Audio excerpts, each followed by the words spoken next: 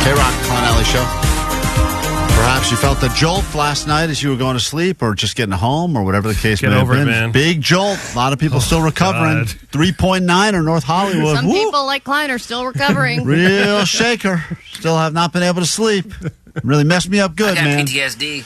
Well, there's no one you can sue for that, but if you've been playing a lot of video games lately, apparently there's lots of people you can sue. There's a class action suit that's been going on now that claims that if you've spent any serious amount of time playing any games, app games, traditional video games, etc., you could be entitled to real money, and a woman just got paid out because she claimed that her Candy Crush addiction was crippling. Well, there's endless levels. Endless. I'm at level 1069, I believe. Yeah, and you're nowhere near the end. And if you ever get to the end, they'll just make more levels. Yes, because it's very easy to just make more levels. She finally ended up getting paid close to $250,000 because they agreed that she was right. And the way that the video game manufacturers operate now is that they are supposedly, this is according to the class action lawsuit that's going on right now. Man, she could probably buy so many Crush combos with that $250,000. She sure could. They are embedding, quote, addictive psychological features into popular games like Minecraft, GTA 5, Fortnite. This is purportedly done to hook players, compelling them to spend excessive time and money on gaming.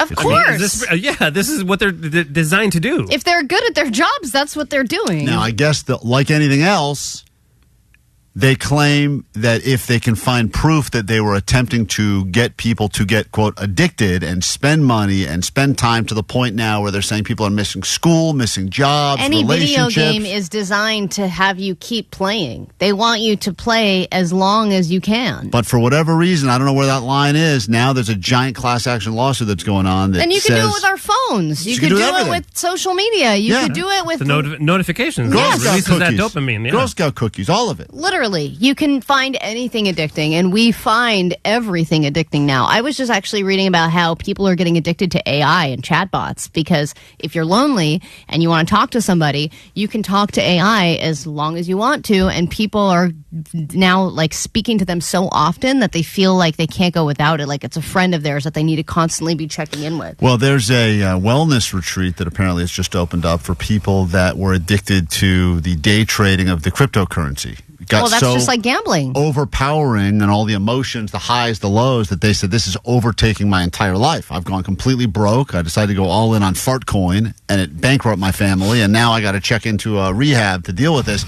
But are we becoming more addicted? You think as a society now we are just getting addicted easier to things? Yeah, absolutely. And I think the internet is to blame, but I also think that they know, like, we are consumers. That's what we do. We consume content, we consume new products, everything. Right, we're like termites. Yes, exactly. We consume everything in our path. And whether you are somebody who's addicted to gambling, whether it's, online or in person, somebody like me would be finding an addiction in places like Temu and deal hunting and things like that, where I look at my Temu app and there's a spinning wheel going spin, spin, spin. You can win 100% off these 10 items. And I'm like, and it's all programmed to trigger that same part of your brain that wants more, more, more. What's the next thing? What's the next rush? But I don't believe all addictions are respected the same. Because if you were to meet someone and they're like, oh man, I was crazy addicted to heroin for a while and now I'm on the recovery. People are like, hey man, props, good work, man. That's not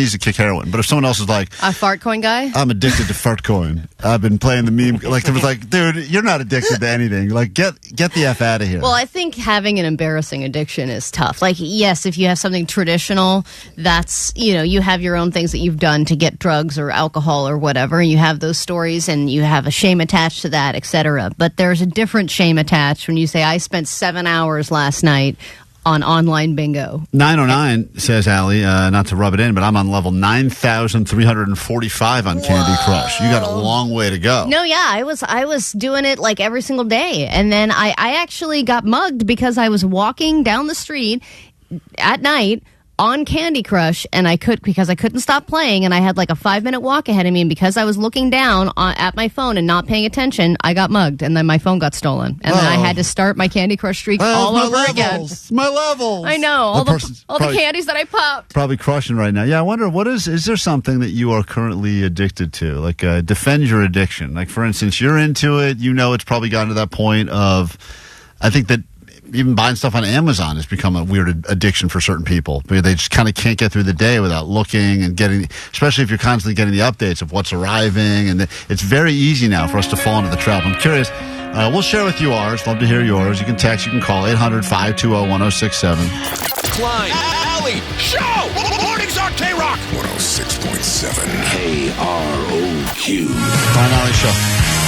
Thank you to everyone on the text line that said that our show has become their most unhealthy addiction, and now I feel like I must listen, and when I'm not listening, I'm missing out on stuff, so much so that I listen to the podcast afterwards, and I'm getting the shakes. So thank you for that. Greatly appreciate you. Talking addictions now. Apparently a giant class action suit is underway for anyone who feels like they've been addicted to video games or apps because they're designed to get you hooked and keep you there forever, and that's not okay. People addicted now these days to cryptocurrencies. My addiction is old school. It's gambling. That's the thing. When I get around a casino and I start hearing those noises, you gamble every day? I could gamble every day. Yeah. Well, I'm sure you could, but do you? Not every day, but that's just because I'm a little tapped right now. But if I got a little bit more in the reserves, I could see myself gambling every day. And how far in the hole have you been before? Well, there's a listener to this show that called in to bet me $100 on that Tyson fight. You remember that? Mm-hmm. And I bet him on I thought Tyson was going to win, and I owed him $100, and then I was going to pay him on the side because I pay all my debts. And then he wrote to me, "You want to double?" Said with confidence. Want to double or nothing? Because I pay all my debts. He goes, "You want to double or nothing?" And I go, "Sure, let's double or nothing." We went up to 2. I was down 2. Then I was down 4. Then I was down 8. And I think I currently owe him over $1,000. Yeah, but you've owed more than that. Oh, yeah. I mean, that's why I moved to the West Coast. I owed a bookie a ton of money on the East Coast. How much money? North of 20. Wow. Yeah, north of 20. And then you ran away from that? But I was up for a period before then. And Did you explain that to him? He'll probably understand. He's in jail now for another 4 years, and then I'll have to deal with that. But for the time being. Oh, my God. What if you were the first person he found? He may. Jeremiah on KROQ. Good morning. Good morning. What is your addiction? I've been addicted to World of Warcraft since 2004, and I've lost a marriage over it, lost 3 or 4 jobs over it. Wow, that's a real deal addiction. This guy's up for that class action lawsuit money right there. So, how long have you been playing? Since 2004, since it came out. So, you've been playing for 20 plus years, and you still find it that interesting? It's ever changing, and then they re-released all the original content. So when everybody started complaining that the new stuff's getting boring, they're not creating new things, they re-released the old stuff that we had all the nostalgia for, and everybody went back to that. When your wife, they're making small changes. When your wife said to you at some point, "It's me or World of Warcraft," you clearly made your choice, huh? Yeah, I did. Yeah. Did she give you a chance to save the marriage and say "Look, I'll stay with you, but you got to give up this World of Warcraft"? And you're like, "Sorry, you don't have new levels every week like this does." No, there was no chance. It was just, hey, I'm not getting enough attention. This other person gives me attention that I so need and desire. So she kind of fell in love with someone else because all my attention was either a work if I was working, and then come home and 12 hours a day World of Warcraft. And what jobs did you lose? Oh, man, I've been a general manager of, a bowling alley, a general manager of, at the time, a Subway up in Washington. Oh, cushy gig. Full circle. Yeah. Yeah. Well, where are you at now? Where are you at now in your addiction? Pretty deep still? I'm on my way home to play World of Warcraft. Oh, man, you are deep. Yeah, but you have a job now, right? Yeah, that's the funny part, because what my job is, you think I could beat my addiction to World of Warcraft. What is your job? I'm a substance abuse counselor, so I help people with other addictions. Man. Do you come clean with them and tell them, I get what you're going through? Yeah, I have self-disclosure. They're like, hey, man, just because you beat one addiction doesn't mean you're not susceptible to other ones. Because I did overcome a drug addiction in my life, and one of the ways I overcame that is some good friends of mine who actually cared about me bought me a computer in 2004 and bought me World of Warcraft. Oh, man. Look at that. That's the irony of that. Let me hand you your next addiction. Put away the drugs. Get a sweet router. Matt, what are you addicted to? I am somewhat addicted to sniffing blankets and old T-shirts. Now, with the blankets, is it the smellier the better, or are you like clean ones? The smellier the better. Man. Really, before my old one got thrown away, I had it since I was a baby.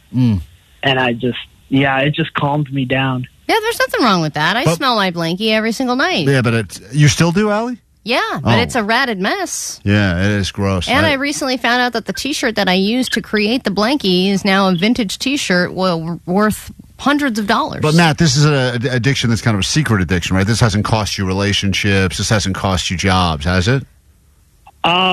I mean, I just never thought it would be like romantic to, like to sniff a blanket with a girl. It can be. Next. Yeah, all right. Yeah, you're speaking to Allie on this one. Ruben, what is your Don't current? stop doing what you're doing. What is your current addiction? Apparently, we're more addicted to things now than ever before. There's lots of addictions now. Right now, but they're spending my money on Pokemon cards. And you're buying the packs hoping that you open up and you get one of those valuable ones, or is it buying the ones that already have value hoping they go up? Both. I buy singles and then I still buy packs hoping I get like the good ones. Because that is the rush. I remember that rush. I haven't bought cards in a while, but the rush that you would open up a pack and get a Shaq Beam Team card, or you'd get some sweet, vintage card. Nowadays, they're putting there's so much talk about, like, they put this, they'll put a Mike Trout card in a pack randomly, and if you happen to get that card, it's worth, game over, retire time. We go back to what we were talking about. That's how they're designed. Right, of course. They're designed to keep you buying them because you might get something good. It's that same part of your brain. This card has a piece of Shohei Ohtani's sock in it. It's worth $40 million. Just saying, you can't sue everybody. Well, that's where you're wrong. This is America. We could sue everybody, and we will. I wish we had time for more of these calls because they're fascinating, but we got to wrap up the show. Turn it over to Nicole Alvarez. Your favorite addiction is about to come to an end next on KROQ. Well, look at you. You made it through a Klein Alley Show video. You probably didn't want it to begin with, and maybe you didn't even know who we are, but let's be honest. The internet's all about connecting with complete strangers that may or may not kill you one day. If you like it, you can subscribe for more. Just click this button. Or over there, or there. We're not really sure. You've heard it a lot.